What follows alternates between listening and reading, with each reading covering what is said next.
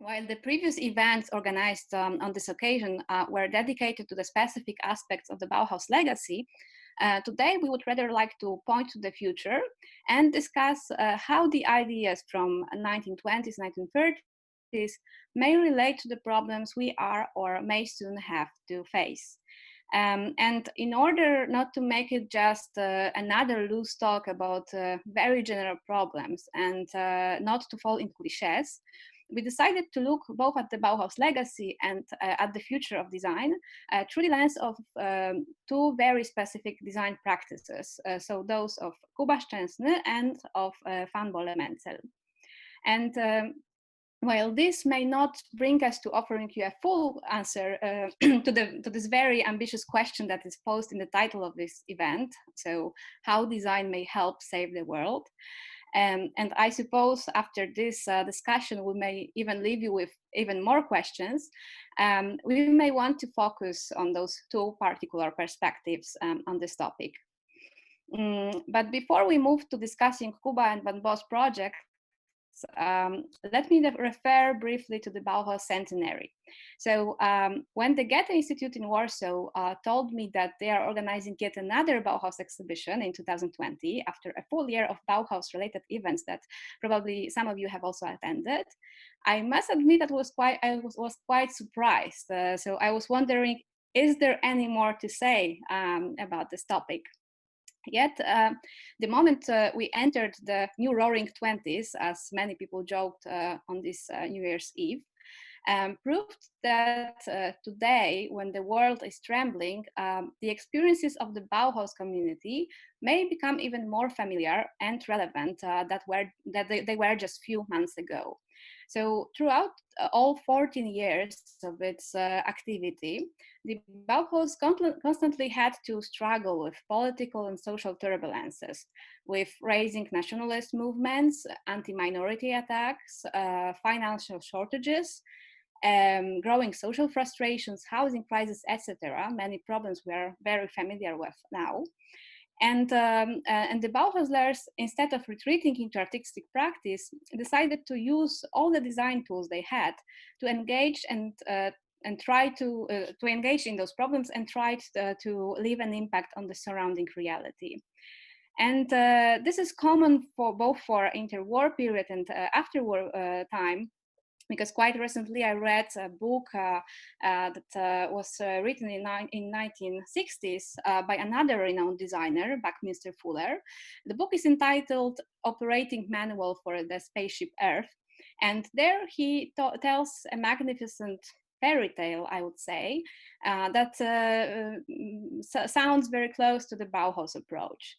It is about great pirates who used to navigate our planet Earth through cosmic space throughout the ages. And they helped to keep the planet on its route. But at some point they left, and there was no one else to lead the world in their place. So politicians, economists, and so on, they all had two short-time perspective and short-time goals to be able to lead the world in the right direction. And Buckminster Fuller said, only the designers can do that, can lead the world through different crises. So back then, the designers really believed that they can become the game changers, and they have this capacity and power to shape the reality through their designs. So I think this question that I would like to pose today, and I see that Bo is also with us, so he can also answer that. I would like to start with discussing if, like posing this very general question, if design can still have such an impact, can be the game changer, or is it meant only to operate on a much smaller everyday scale? But what do you think about it? Wow, you want to give the answers in the beginning? All right, let's go for it. So, hello everybody. Yeah, because we just started with a small introduction. Yes, Right. just waiting for you to get to the tiny house, and with a very general question before we move to your specific practice. So, okay. So that's why The rest, Kuba, for you to just get ready. Yes, for our later. Okay. We're not live yet. We are. We are. All right. Okay. So, well, I would say, storytelling can change everything. Design is just one part of storytelling. If you know how to, Barack Obama, for example, when he was a candidate for the United States to be president, to run for president, he told the stories of hope. So, designing hope. This is something that can change the world.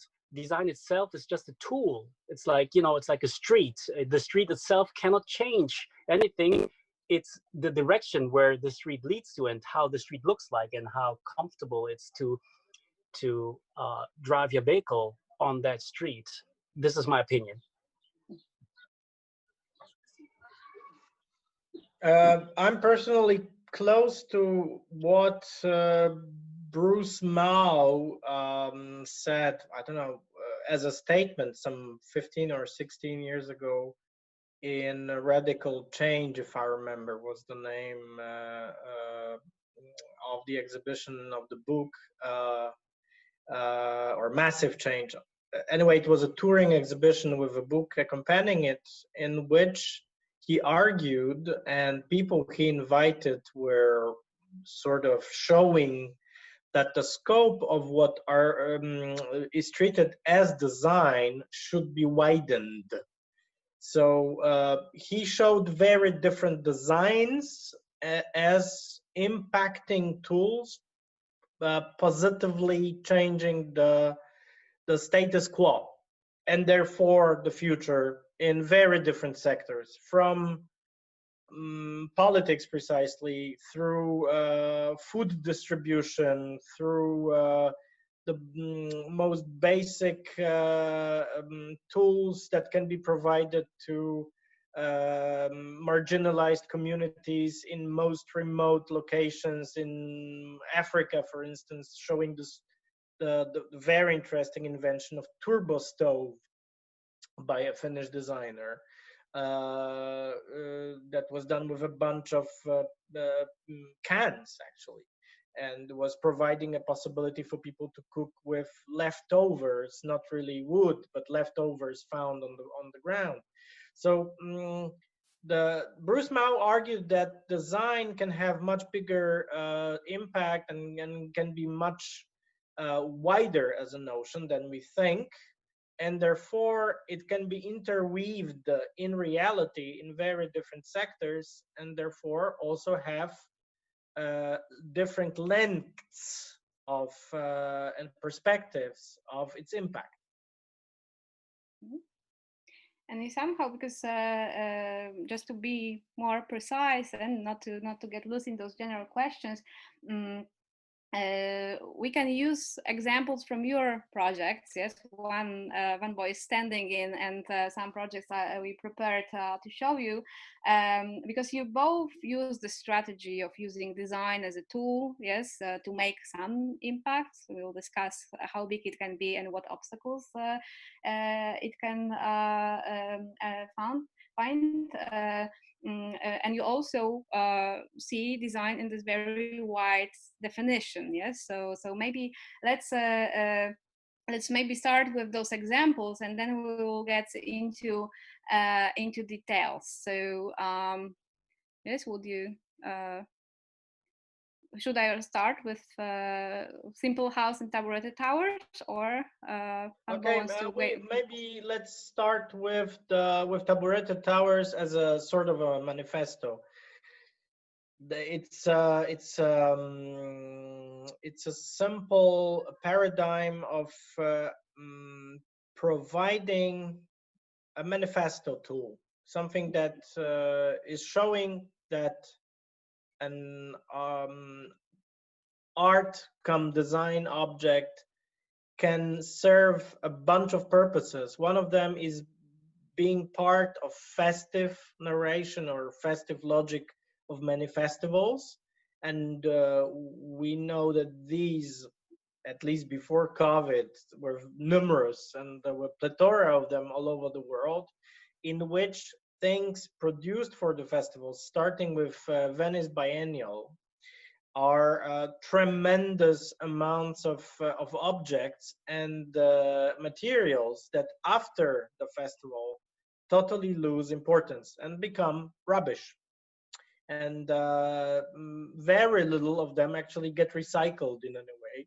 So we can have such paradoxical situations as exhibitions say on the Venice Biennial about ecology that end up with tons of very unecological stuff in trash bins. So therefore, I wanted to create an object that can be treated as a pixel, as a module that can provide some superstructure, something that is nice, sexy, visible, attracts attention during the very venue. But then what's actually most important is that on the last day of the venue, it's being distributed to people. Every pixel becomes actually a stool. So something you can bring home, something you can use in everydayness of yours. So this way, the festival and the meaning of the festival, in case of the two festivals, which were a Concentrico festival in Logroño in Spain and Bengaluru by Design in Bangalore in India. In both cases, the idea was to say we are providing a design for everybody, and the design can be an everyday tool not only for rich people, not only for upper middle class, but actually for everyone, which was especially meaningful in Indian context because we managed to attract to the crowd of people, to the queue of people standing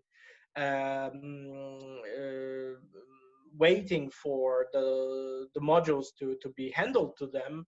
We managed to attract not only sponsors, architects, designers, gallery goers, so basically upper middle class and middle class, but also people who were scooter service providers, drivers, cooks, etc. So the entire spectrum of people related to the festival who could be an embodiment of this message.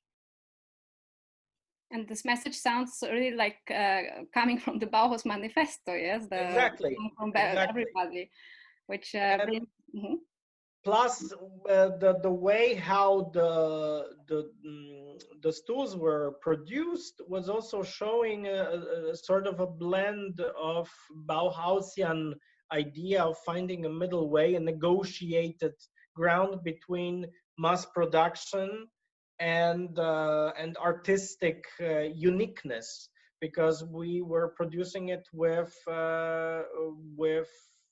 specialized craft size places that can provide small series of objects, and by small I mean, let's say, to 1,000 or 2,000 pieces, which in case of mass production is a small production. So these were, let's say, machine shops with CNC, but also with traditional tooling provided by regular craftsmen that were in fact doing something between the unique art object and a mass-produced stool. Yes, and here we are showing few examples of how it looked in Bangalore. Yes. So yeah, on these photographs we have people in Spain. This is a lady in Logroño. These are the two guys who were mounting the installation, and these are the real old school Indian craftsmen who were actually sort of saved professionally by the fact that youngsters who came back from their studies abroad started the CNC shop and hired these old school traditional cabinet makers to work for them. So they were really blending the high-tech machinery with manual skills and continuity of tradition that these guys were representing. So for me, it was a sort of an embodiment of possibility here, taking under consideration also that it was really a low budget project. In both cases, we were really going with funny money comparing to what would be a development of a mass-produced piece of furniture. If this would be a plastic stool, to develop this stool, going from the first design through all prototyping and finishing with adjustments necessary to produce it, we would have probably about 4 times more expensive a process. Did you ever put lights inside? It looks like, you know, like a skyline of a, I don't know, Arabic city or in Israel or something, or in Greece. Yeah, actually, yes. This was also the idea, was to play the game of making something higher. That's why the towers, you know, taburete towers, the stool towers, because we wanted to attract attention from distance, going with this trompe d'oeil thing, so people would not really know how big it is. And the architecture is referring mostly to what you can find in Mediterranean, but also in Indian modernism. So very simple shapes with circles, with arches that are about, you know, light, providing light shadow interplay. In this case, this would probably refer very much to Spanish modernists or late modernists and postmodernists from turn of 60s, 70s, or architecture you can find like Louis Kahn architecture you can find in Ahmedabad in Western India with his School of Economics there. So yes, it is a para-architectural object, but it's playing with scales. It's sort of a model, urban model. Yes, and it's playing with many elements that are somehow related to the Bauhaus legacy, willingly or not. Yes, and this is not an accident that we choose this specific project from your large portfolio to show during this discussion, because of course I will show, yes, I have this tiny model of the Kereta house. You are the most known from to the wider public, but this project brings together many elements that can be linked to the Bauhaus way of thinking, which is our reference because of this ongoing exhibition. Yes, we mentioned already the craftsmanship, the working with craftsmen, this low budget, and also this idea of modules that you can put together in many different ways. It seems very Bauhaus related. Yes, so I'm not sure if that was your intention or not, but we can hear here some distant echo of those ideas. And this is a point I would like to make. We'll go to the simple house in a while. I would like to maybe give floor to Bo now, because the point I would like to make is that the fact that Bauhaus is not really dead, as Kuba mentioned in one of our last our email conversation before this discussion, is because not because it is presented in museums, in galleries, design books, etc., but it is alive in practices of contemporary designers that bring those ideas to contemporary perspective. So Bo is in one of his projects, yes, that also even shares the name with the Bauhaus, yes, because it's a home that a tiny home that is part of the Bauhaus campus in front of the Bauhaus archive in Berlin. Yes, so could you give us a little tour? Oh, just Well, I'm not in front of the Bauhaus archive.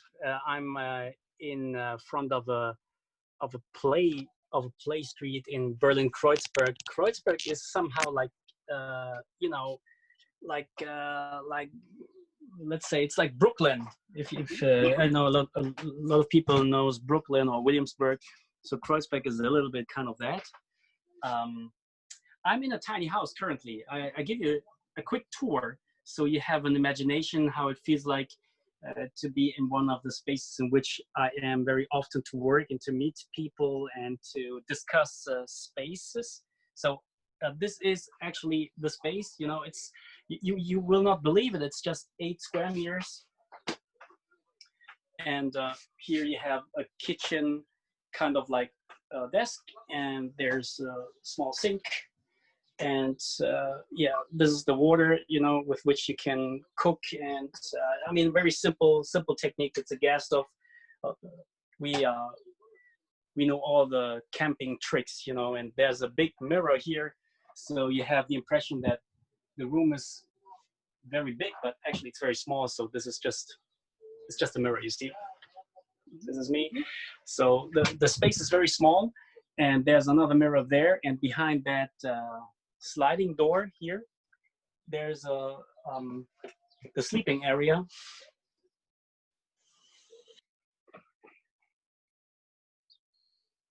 So this is the sleeping cabin, and we've made this tiny house to help homeless people. I'm going inside the sleeping cabin now. So here in that sleeping cabin, a lot of homeless people already have slept and you know, have rested. There's a window here looking outside. So this is Kreuzberg. And behind that closet, you can store clothes. But currently we have installed a little, you know, a desk. It's actually I use it for the kids as a children's cinema. You know, we sit here and watch cartoons here, so it's kind of like a cinema, small tiny cinema experience. So this is the room. You know, everything is painted in black. That's actually very weird. You know, interior designer gave us the color code, and she said, well, painted black, the sleeping cabin. And I was a little bit, you know, skeptical about the color code, but actually it works out very fine. This is what you see when you sleep here. It's really, you know, very dark, and I was a little bit concerned that sleeping in that little black cabin would feel like being in a graveyard, but actually it feels quite cozy. I'm really I'm impressed, you know, that it works out. So do you have questions so far before we go out? Can you show the entry? Pardon me? Can you show the entryway? Yes, you can go out and show us how it looks from outside. Yes. Okay, I will go out now. We have to use this ladder to go down. You know, this tiny house was built as a part of a workshop with a carpenter called Noam Goldstein, but also a lot of volunteers. So I'm going out now.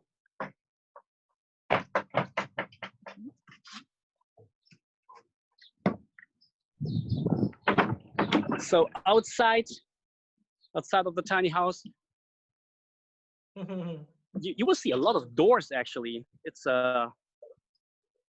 this tiny house is called Tiny Temple because it's inspired by Greek architecture. So it has this, you know, the situation with the stairs, so people can meet up there. I love stairs. I think that stairs have a social purpose, and behind every door there's something special. So can you still see me actually? Yeah. Yes, we can. We switched off just to all right. Have the full screen. But this is one of the many tiny houses that you built. Yes, and you always set yourself some kind of restriction. Yes, that the tiny house should, for example, be affordable, and you sometimes like, for example, design a house for €10, yes, or for exact number of square meters. So do all those projects have this social program that you let people, for example, homeless people, to sleep in them, or those are first the designs that you develop and then the social function comes in? Well, you just said it very rightly. You know, I see myself more as a as a social inventor, and not so much as an architect, because there are so many good architects out there and good designers. And I think, you know, if you look at the details that we have here, it's a little bit cheesy, you know, in the details, because everything has to be built very fast and in workshops with amateurs and so on. It's the social idea which is outstanding here. So everything we do has a social component. As you see here, you know, this cabinet is very small. It's just, you know, it's less than 1 square meter, but still you can do something social with it. We actually use it as a social kiosk. I don't know what kiosk is in the same. In the same, right? Okay. Yes, so it is the same. Yes. Social kiosk. That means we help homeless people, you know, to give them shelter, but also to, you know, to give them a place in the society. So often, you know, people who are abandoned do not have papers, sans-papier, we call also sans-papier people. So people who don't have any papers, no IDs and so on, they are not allowed to work. And so this is one opportunity, you know, to give them a place in society, so they can stand here and just sell some drinks and then earn some money with that. And participation is really important in my opinion, you know, giving the neighbors the opportunity to be part of projects. So this box here, well, this door here is a gift box. So behind that door, neighbors, they have installed a gift box. That means they share things inside. So all the things you see here are donated by neighbors. Mostly it's books and DVDs and CDs. I mean, things that are small. So this room is one of the biggest. It's 2 square meters, and you have here like books and Harry Potter came in yesterday, and yeah, that's the view inside of the social kiosk outside. And there's even a little shower here. Look, that's the toilet with the shower. And yeah, so this is like a kind of community shower. And we also have a little museum here inside of that tiny house. It's on the other side. You want to see?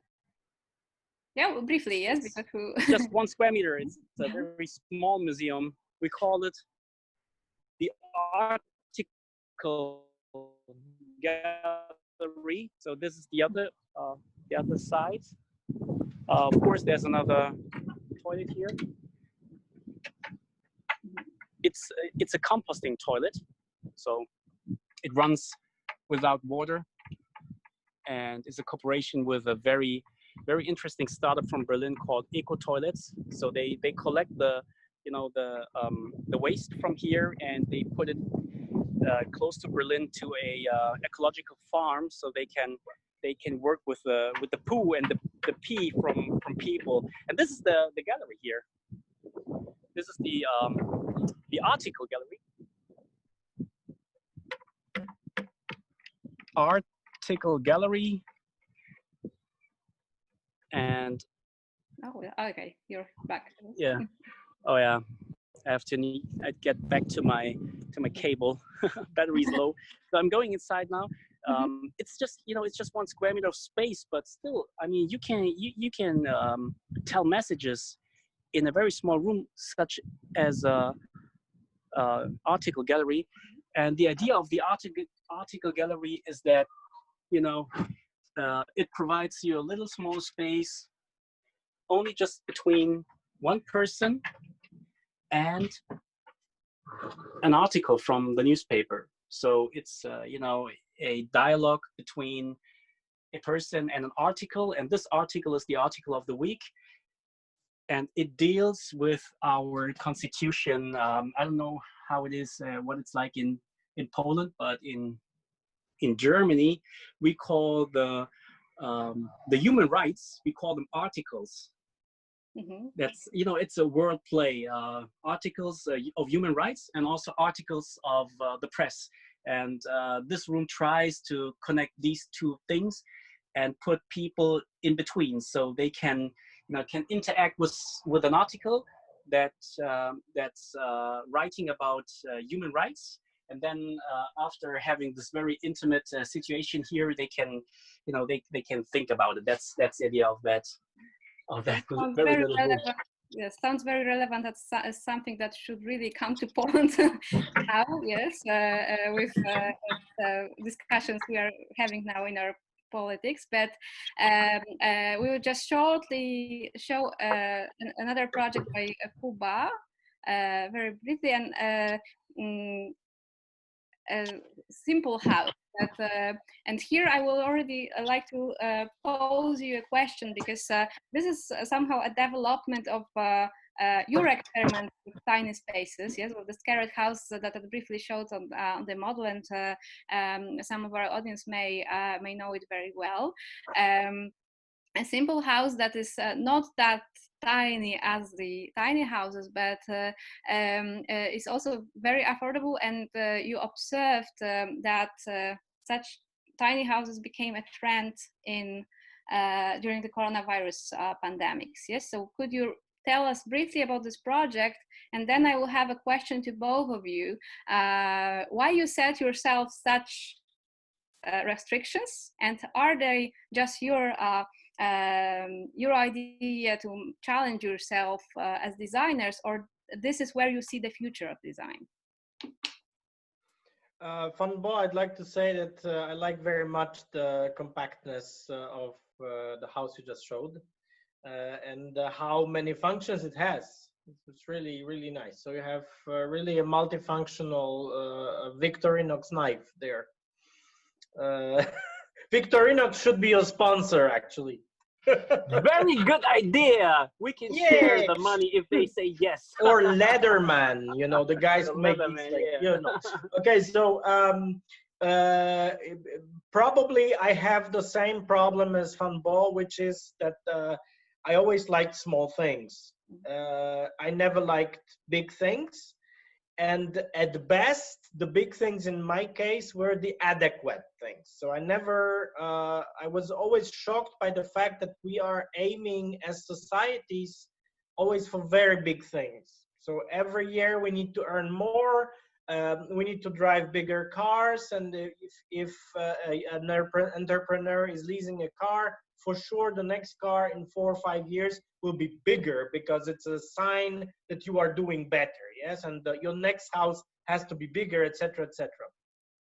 Of course, it's a logic that is tremendous and unsustainable like hell, and it's also ridiculous, because you end up thinking like maybe your wife should have boobies that are always getting bigger and your penis is longer and whatever. It's like the signs of opulence, of plentiness. It's just crazy. So in my case, I was attracted by very small cars, so like Fiat 500 or Smart. This would be probably the best thing for me to drive if I need to have a car, and I need to, because my family is getting bigger, and this is when you start thinking about adequacy, because it's easier to think in terms of smallness when it's just you, but when you have to put together and negotiate interests of different players, your family is growing, Jakub? Yes, I have quite a big set of boys, 3 of them. Wow. And in different sizes, so they take a lot of space actually. So altogether, in some moment, the restriction, and when you, Aleksandra, you are asking me about restriction, or Van Bo's restrictive approach, it's all natural. It's also part of architects' work. Unlike most designers, architects are working best when they feel the breath of reality being restriction. So the white page, the tabula rasa approach is pretty paralyzing for most architects. We are taught, and this is our most basic association, and the first thing we do when designing is by putting together all restrictive, limiting elements, starting with the geographical, climatic, budgetary, legal, plus the psychology of our client, and making a a cocktail out of it, and having something come out that we work and rework, and finally we get something small. But Simple House came out from the fact that in some moment I started thinking that since 97% of Polish people who decide to buy an apartment or to build a house or to buy a house are actually taking loans, because we are a poor country. We've been generating money only in the last 30 years. Because what was before was nationalized back in the 50s. So at best, we've been regaining some ownerships, like pre-war ownerships, but in many cases, we were coming in 89 with empty pockets, starting new capitalism with just our heads and our hands. So for many of us, as 90s were the time of wanting to project American idea of the big thing, because we've been watching the stupid, crazy American TV series from Dallas, and then all that I won't say bad words here, but things that shaped the heads of many Poles for a long time. But this is when we've been left after about a decade with houses that were 400 square meters big and surface, that were totally unsustainable also for people who had to pay for them and who had to pay for heating of it during winter, which was ridiculous.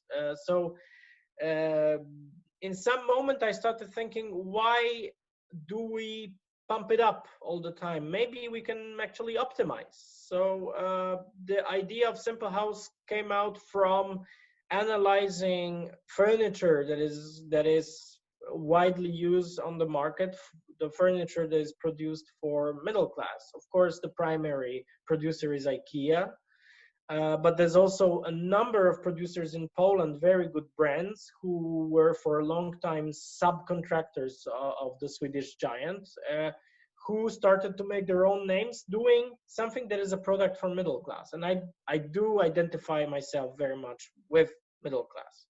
So I've been thinking how to lower the dependence on hypotheca, on hypothecary, on loans, on all kind of limiting everyday slaveries that we are taking on our heads because we have no cash. Yeah. And Simple Houses started with 45, 58, etc. square meters, but in some moment I've realized that we have, as society, a big asset, which is or are the dormant plots. Because during socialism or pseudo-communism that we had, lots of people were receiving through different union systems and cooperative systems, were receiving or buying for very little money micro plots that were not enabling them to build a regular house, but they could build something that we call a recreational house, which is up to 35 square meters footprint and up to 5 meters tall from the ground, not from the entry, the zero level, as we would say in architecture.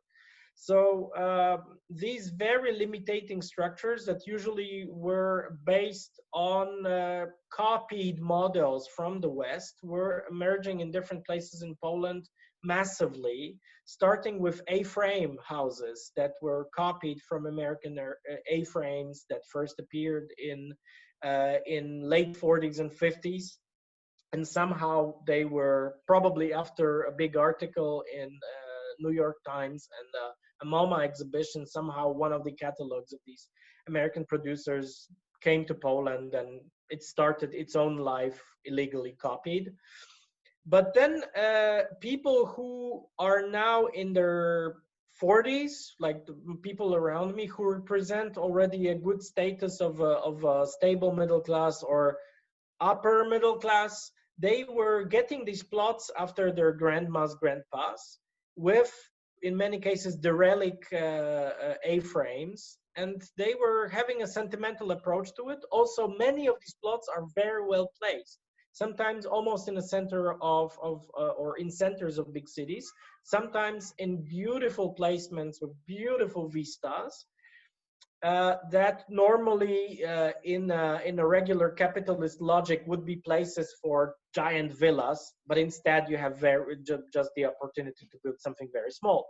So suddenly these people were actually a potential for us to step in and say, hey, we can provide actually a very decent design that can provide a space for 4 people on average, so 2 parents, 2 kids, in which everyone will have a place to sleep with at least 3 kitchen modules of 60 by 60. So it's like a micro kitchen that is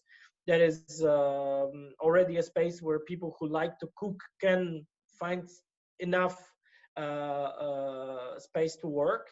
And this is how the idea was born. And I had to convince the owners of Simple House to go for it, because they thought it was a crazy idea.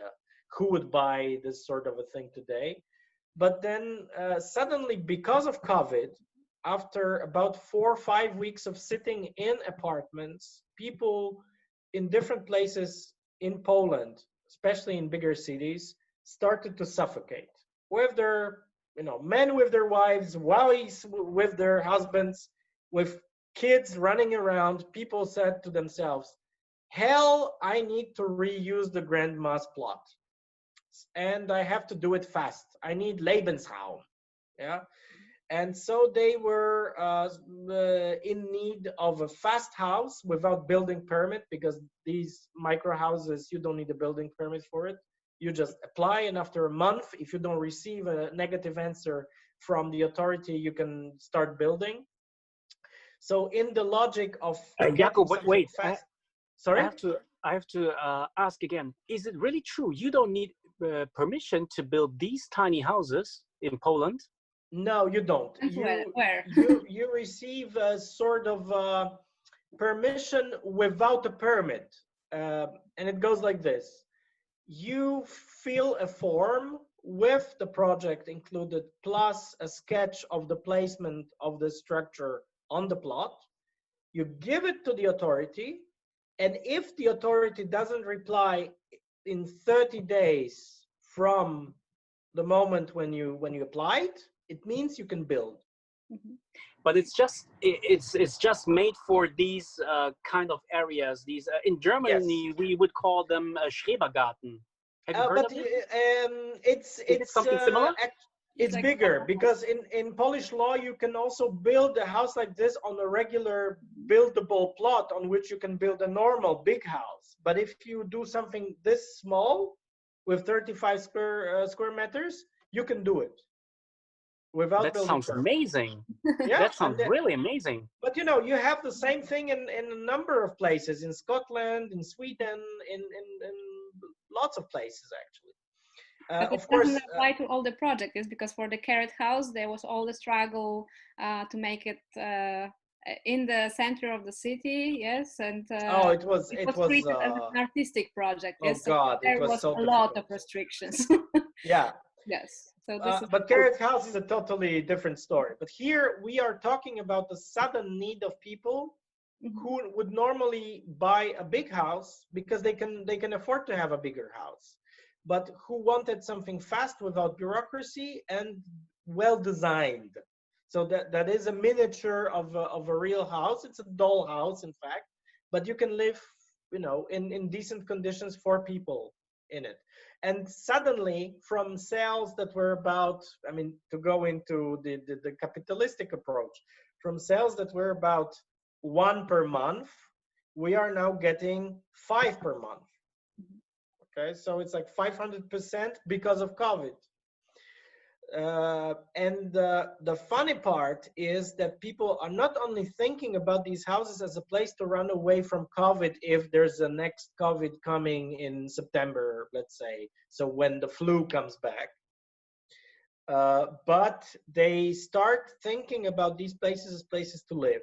And we have the first people actually openly saying, look, I'm buying this to actually rent my apartment in a big city and have money to live in the small thing, because I'm single, creative person, whatever, writer, artist, whatever, or it's a couple of freshly retreated people who don't have to work anymore, and with kids who went to studies. Or so there's a number of scenarios that actually respond to needs of people who start to rethink their way of life, and having less clothes, less stuff around, less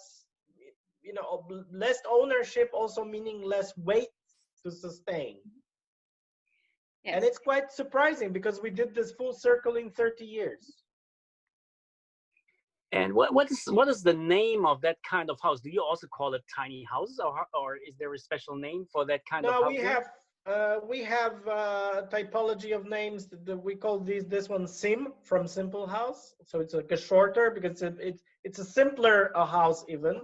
And there's a 25 square meters, which can be built in the centers of big cities, because our so-called działki, the worker allotments, are like in Berlin. You can find it almost in the city center. Actually, the allotment corporation has a plethora of ownerships in most vital, expensive places in Poland, where usually old people, but also now a young generation of fancy hipsters with young kids, actually move in to spend summer in the middle of a big city.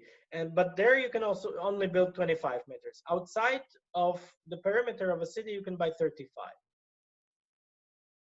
Yes, and that brings me to a question that I would like to pose to both of you. Yes, because the simple house, we can call it like the traditional architectural project. Yes, it's a house you can buy. It's also, as I understand, it's a modular house. You can decide, yes, about this. Yeah, it's highly customizable. You can customize it. Yeah. Yes, but if we go through the project that we presented today, yes, from Taburete Towers to the Temple House Van Bo presented, yes, and the Simple House also, you often switch, like you do not stick to this architect's label, yes, this one design field that your education brought you to, yes, and this is. Something also, when we refer back to the Bauhaus, also very close to this kind of thinking, this kind of holistic approach. But it can be also a threat, yes, because it can put you, especially in the small scale projects, into an art bubble, and those are the projects that may become an art event, but may be ignored by other designers, or the discipline as a whole. So do you think when we think about present and the future of design, this sticking to one discipline is something we should do, or this is like the way that you propose with being in between, switching between these like disciplines, between the scales, is maybe more relevant today for today's needs? It's a difficult question, because we have to remember that the big architecture, the moment you enter in the logic of building big, is something very involving. It's something that consumes a lot of time out of the 24 hours we have.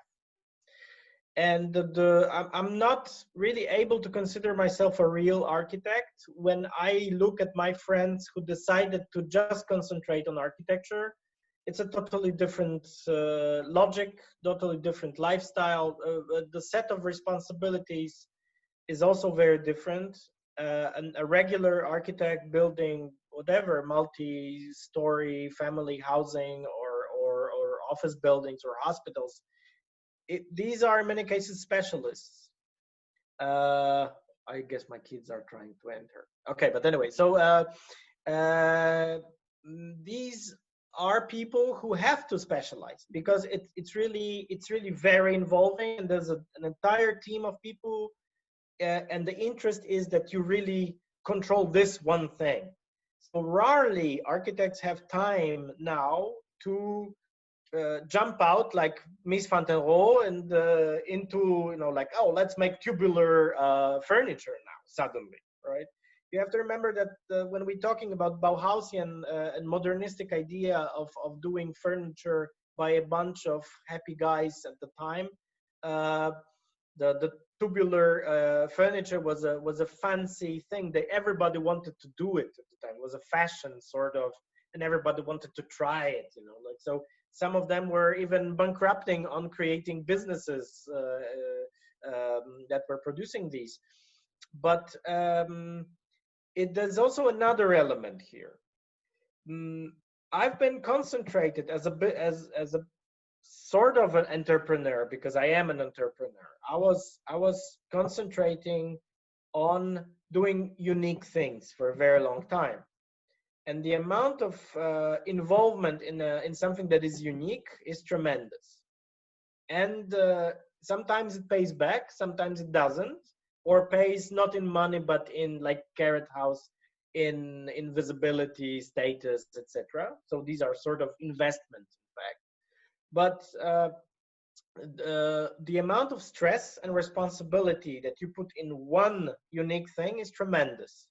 But when you go into a logic of repeatable thing, and this could be the logic of Van Bo, for instance, and this is today my logic with Simple Houses, where I am not only the art director, but also the product development designer, and I am responsible for the entire set of products, of repeatable objects that have a degree of customization that we embedded, because we know that Polish people want to have their imprint on what they receive to live in, unlike Americans, French, or even Germans or Dutch, who can quite easily adapt to something that is a given.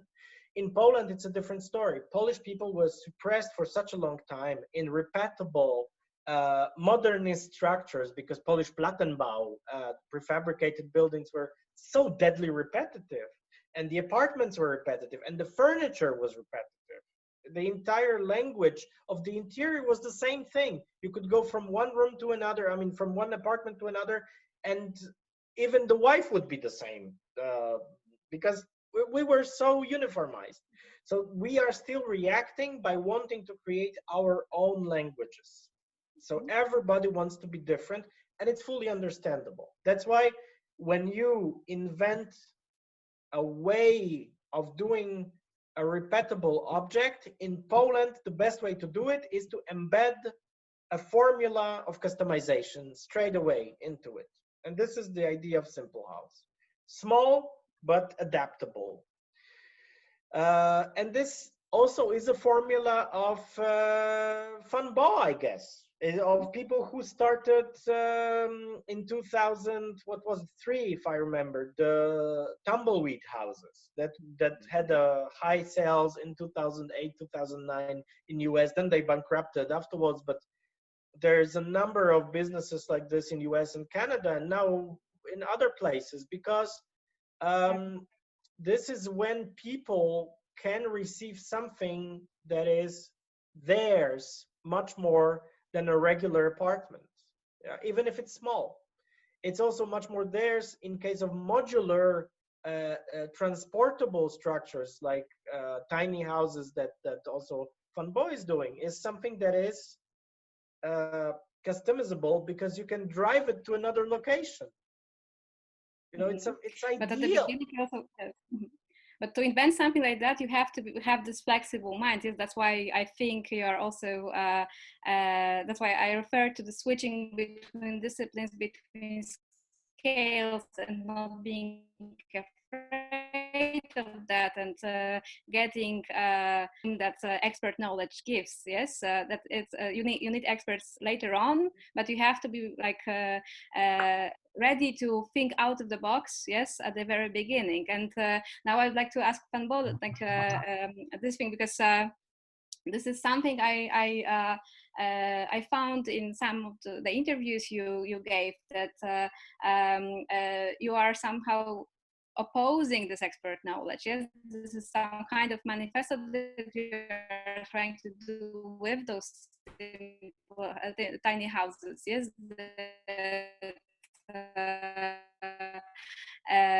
this is the expert knowledge is the thing, and you have to introduce this more holistic thinking. Am I right, or this is? Well, there are some fascinating aspects in tiny spaces. There are a lot of videos online about camper vans that are, you know, transformed into like these Victorinox things where you have the stove behind the bed and everything can turn around and switch, and the Murphy bed coming out of the wall and so on. So there's a fascination for transformation. This is something that a lot of people attracts to tiny houses. But to be honest, this is not what attracts me about the tiny house movement. There's also a fascination about minimalism. That means having a new concept of quality of life as an answer to the hyper capitalism. Minimalism as an answer, or as a contradiction, you know, as a rebellion somehow at your home against capitalism. This is something that attracts me also, but what attracts me most is the political aspect behind, you know, designing space, and especially designing public space. That's why I'm so interested in tiny houses on wheels, because you can put them in the streets, right? And the street is part of the public space. So what I'm interested the most is to who does the public space belong to, and how do we, or how should we design the public space, which is meant to be there for the public, right? For, let's say, for everyone. So the streets, the squares, the park, even parking lots, and public other spaces, even rooftops, you know, from malls or supermarkets or museum. To me, this is like a public space, and we need to debate and discuss what can we do with these spaces, and is it okay that, like, I don't know, 20% or 40% or much more of that space is occupied by cars. So if you talk about restrictions, of course, you know, it's easy. It's easy to design a very big museum with a lot of big of budget. It's easy to design a big mall or a big office tower building, you know, if you have a lot of space. And the second Bauhaus director, Mies van der Rohe, once said that it's much harder, you know, to design a chair than a skyscraper. So thinking about challenges, it's much more challenging to design the tiny things, you know, the tiny spaces, the tiny rooms, tiny furniture or devices or whatever. And if you talk about restrictions, we have to talk about borders. You know, I came as a refugee to Germany, to Europe, so I'm one of the guys who are not supposed to be here. You know, it's very hard for people like me, you know, people from Asia, from Africa, from wherever, you know, out of the let's say the white countries, to be part of Europe, to be part of the European wealth. So this drives me a lot. You know, the questions of, you know, who is allowed to be here, who is allowed to have access to quality of life, to a nice home, you know, to a nice family, a nice work, and who has the right to dream, actually. And if we talk about borders, then I have simply two attitudes. You know, there's only one border that is good, and that's the border in emissions. I think we should have borders in emission. That means, you know, if I have a car and my car makes emissions, that means it makes you know, dirt, and it makes noise, and it needs energy, it needs oil and whatever, you know, emissions, it produces emissions. Then we should talk about borders. We should talk about, you know, how much of the emissions is allowed for a single person to be sent out in the air. That's the only border that we need. Rather climatic borders than political ones. Yes. So yes, I'm one of the guys who say, well, we need to restructure the way how we think nations and the borders of nations, and the European border, and the refugee crisis, and all these things. You know, people dying in the sea because of the idea of borders, and I don't get it. And I would say, you know, if I can be happy. If I can be happy, and Jakub can be happy with a tiny space, with a little, with a little of resources, then we can be maybe a kind of like a role model for other people to see and to follow us, and to understand that the size is not truly the the currency of happiness. But we have a question or an opinion from the audience that I would like you to both to refer to, because someone from the audience said that tiny houses are not a solution for either dwelling issues, yes, either housing issues or the ecological issues. That is rather a fancy product for keeping the illusion of the middle class that spreads the city, that makes us use even more materials than less. Do you agree with that, or you would like to counter that? Well, there's a true point about this criticism, and I can agree to a certain point that tiny houses, just as a tiny house, doesn't make things better, But if, let's say, if everyone in this world, if everyone could be happier with less space, then it would be a better world. Doesn't matter if it's a tiny house or a tiny apartment, or I don't know, whatever, a tiny car, a tiny work desk, or a tiny vacation in Mallorca. I think if we reduce our needs to a certain amount, every one of us, 7 billion people on Earth, if 7 billion people, and especially the ones in rich countries like in Germany or in Switzerland or in UK or Japan, then I think the world would be a better one. And tiny house, just one little puzzle piece of the whole philosophy. In Cuba, yes, is this? I also, till some degree, can agree with this note from the audience. I think that when it comes to finding a solution for the shortage of available living spaces, producing micro houses within the cities doesn't make sense at all. It's rather a well-distributed high density of smaller, again, units that make sense, that are taking less space, not only because one unit is smaller, but also the agglomeration of these units is dense. But this is one thing. The other thing is that we have a problem today, and we see that things are slightly shifting, related to the fact that in last 30 years also, but mostly I would say in case of Poland, this would be 15 years, we are very city-centrical. So we are thinking about urban culture, about wanting to live a metropolitan New Yorkish life in whatever the corner of the world. We are thinking that the cities are perfect placements for people who want to have an open-minded life, who want to live in some sort of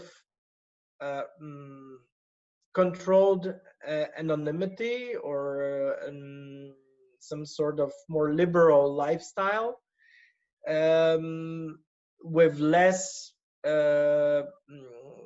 negative points of the proximate surrounding, starting with the family, finishing with the neighbors, watching your everydayness and commenting on it and limiting in very active ways also, which is happening in small communities.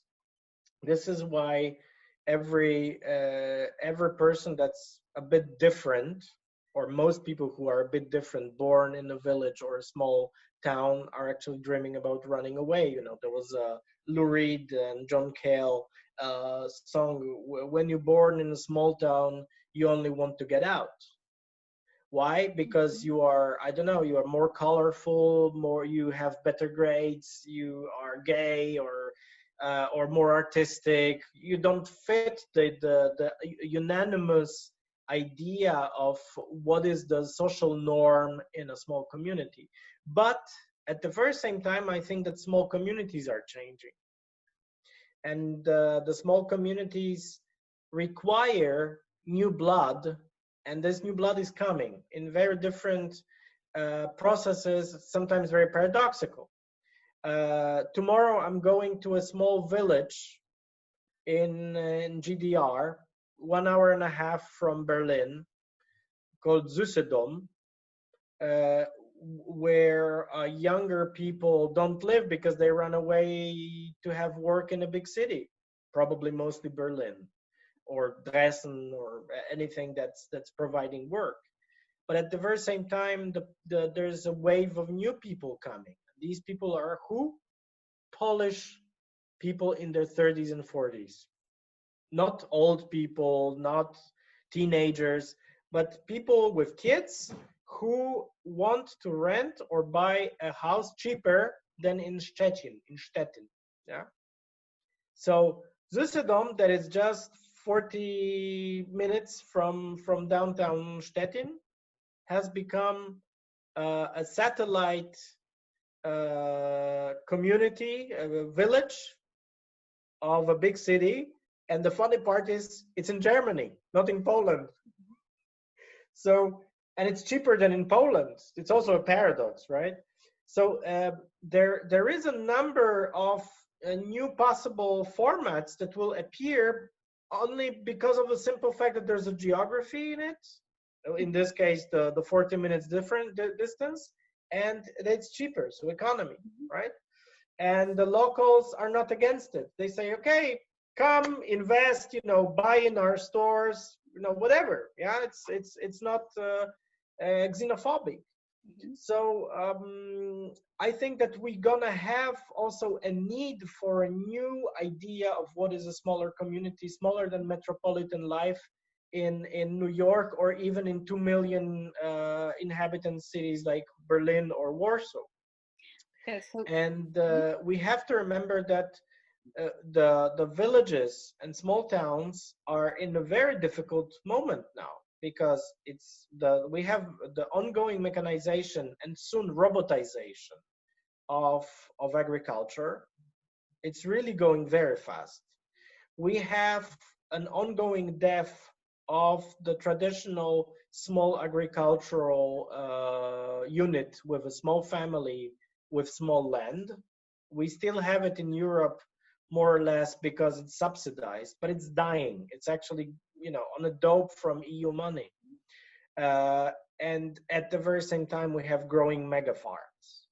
Yeah, so the people who are more entrepreneurially developed, who have more money or more ability to make money, are less traditional, are buying land, one plot after another. So when the family sells it to go to the city and start a life in big city as working class, basically, or lower middle class, these people have to buy.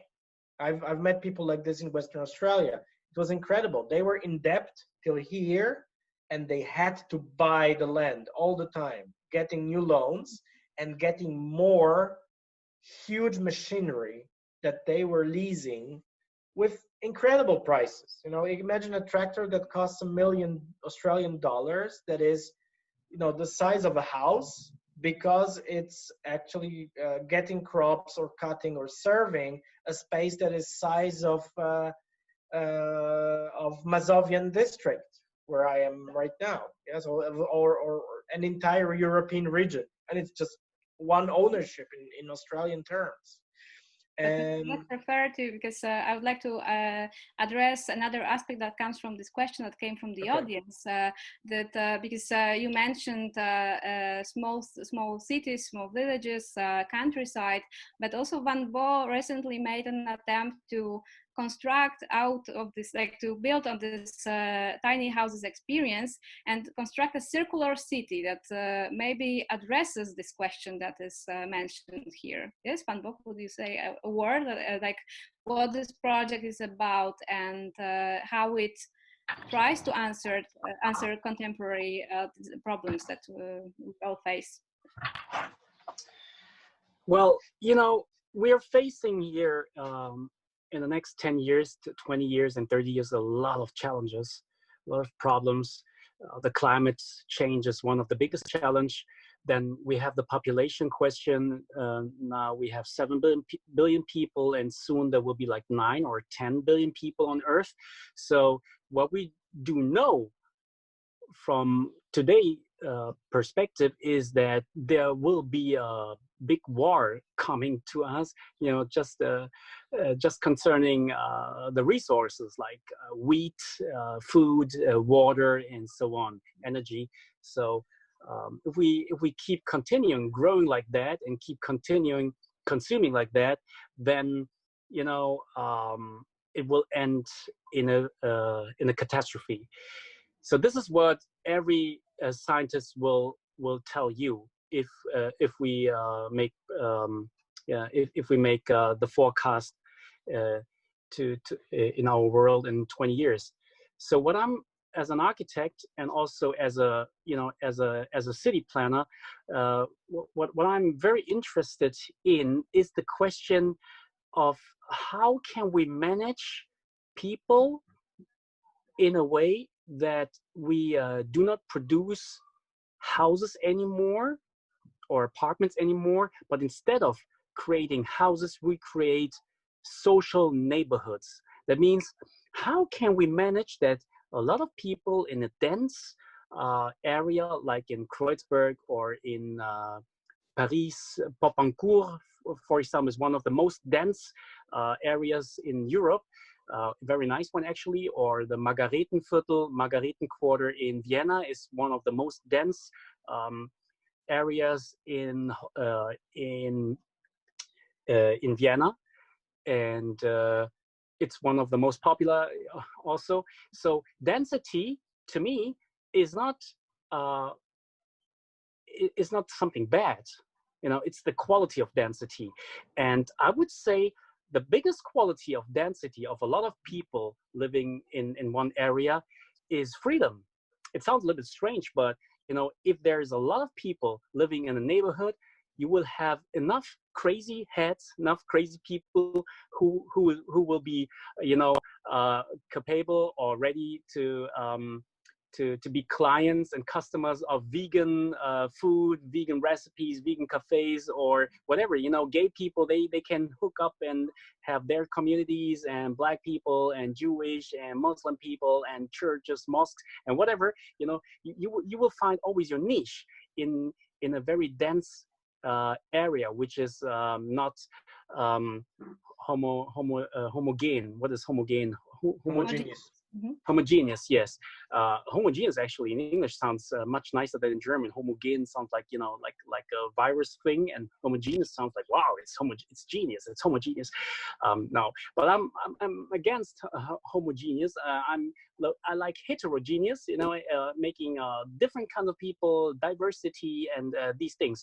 So the secular city follows an idea, and the idea is, let's try not to separate the functions of the city next to each other. In Germany, for example, we have this law, Baurecht, which says that everything, every place, every square meter in Germany is declared with a function. We have industrial areas, we have residing areas, we have different qualities of residing areas, housing areas. There are areas of housing where there's allowed to build hotels, for example, or supermarkets and schools and so on. But there are also pure residential areas where there's no economical use is allowed there. So no supermarket, no office buildings, and so on. And my theory is that the world, actually not just a German problem, it's a global problem with the sprawl, the so-called sprawl, that housing sprawls into the nature, into the wild. To avoid that sprawl, we have to be more dense in the city. And how can we manage a city in which so different kinds of people can live peacefully together? And the circular city tries to give answers to that. And one of the answers is that we, for example, design blocks, in a way that in the first floor, we have supermarkets, museums, or IKEA, whatever, companies and NGOs that doesn't need no windows. IKEA doesn't need a window, or supermarkets, they don't need windows. A bowling center doesn't need a window. Supermalls doesn't need windows. Museums, they hate windows. So these users, these tenants, they can get the first floor, and on the top of the first floor there will be a park, or a green space, a green roof, and around that block there are like offices and residential areas in the surroundings, and like a framework. So that's basically the idea of circular city, to have to enable people to circulate in a better way. That means that they don't need a car to get to the work, to the office, to the factory, because it's just down there in the first floor. You find everything, and you don't need to. In the weekend, you don't need to go out there to your weekend house. You can have your little tiny house on the rooftop of your supermarket. So that's the idea now of circulating, having people circulating more without bikes, without cars, without anything, just walking in walking distance, finding everything you need.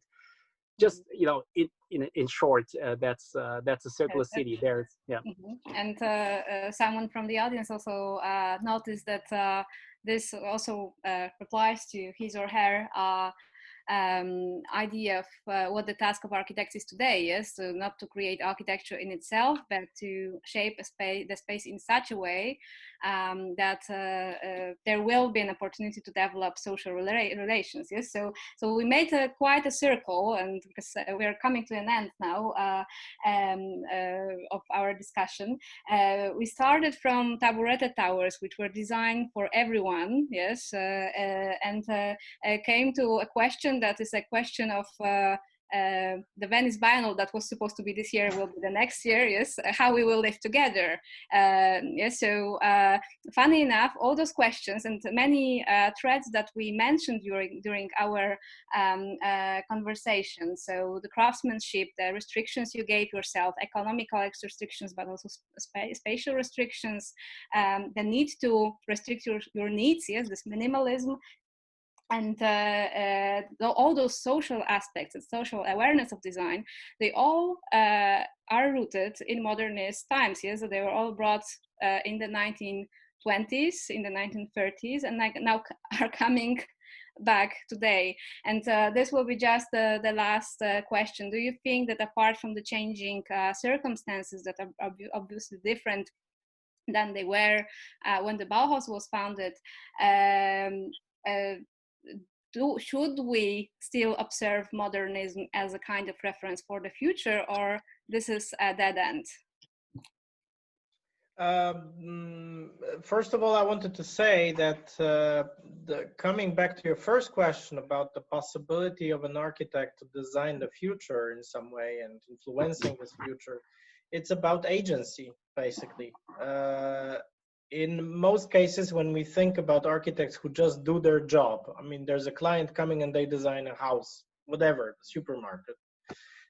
This is how most professions look alike. Somebody's coming and you're doing what this person wants.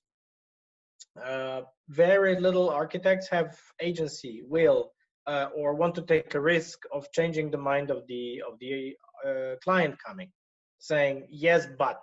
No, they will in most cases say yes, because they need money, they need to feed kids, and they want to get rid of the problem as fast as possible. Solve it nicely, not nicely, efficiently, whatever. But this is how reality works.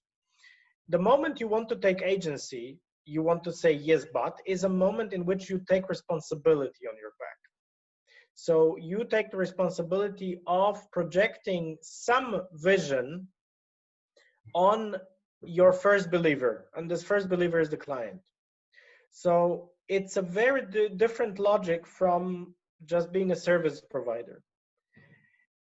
We can, as architects, as designers, urban designers, landscape designers, whatever designers, we can take agency some pieces of this agency could be seen as sort of activisms or call for activism, actually, during Bauhaus or modernist era. But the activists, designers at the time were quite rare to find. Yeah, it's rather 60s and 70s when we started having people going outside from the paradigm of being a service provider, not only architects. And this is a legacy of the revolution of 68, I would say, in most cases. Modernism is not valid anymore in many cases. I think we should stop thinking about modernism in any way, because it's a mot valise. There's so many things were put into it, starting with arts and crafts, with Catalan modernism of the entire circle, not only Gaudi, but great architects from end of 19th century, finishing with Plattenbau. It's all modernism. So I think we should skip it and ask ourselves, do we have a vision? And do we want to project this vision on believers? Do we want to convince people that we should go this or that way? Architects can do it, as well as economists, as well as politicians. Yeah. So it's not only people being in some specific sector, like politicians, priests, whatever, but it's also us designers. We can also do it. But it's painful, it costs money, time, and stress, because responsibility equals stress. I'm tired today, like hell. You probably see these here, because I'm taking so much responsibility on my back that I'm fantasizing about becoming a writer of kids' books. But still, you take this responsibility and take another project, yes? And no choice. No choice. Yeah, but this is what I'm saying. But like agency, this is a crucial thing. Do you want to have agency?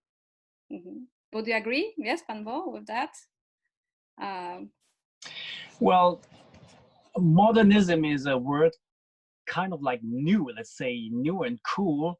And if you want to say that something is new and cool, you have to consider what is actually there and what is old. So the modern design or the modern things is always linked or answering to something which is already there and is struggling with the problem or with the situation.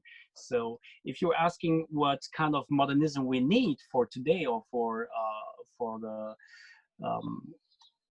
tomorrow, I would say we have to face the fact that capitalism somehow, has shown its inabilities, especially during the COVID shutdowns. We've seen that so many important people, the most important jobs are paid so badly. So this is also one phenomenon of our capitalism, a capitalistic structure that we currently live in. So we need to get over it and find new ways of how to manage work, how to manage housing, how to manage education, and how to manage elections. I don't think that electing a party or a person every 4 years is the solution. I think we need to, with a technological process, I think there are much better, solution how to be part of a democratic process.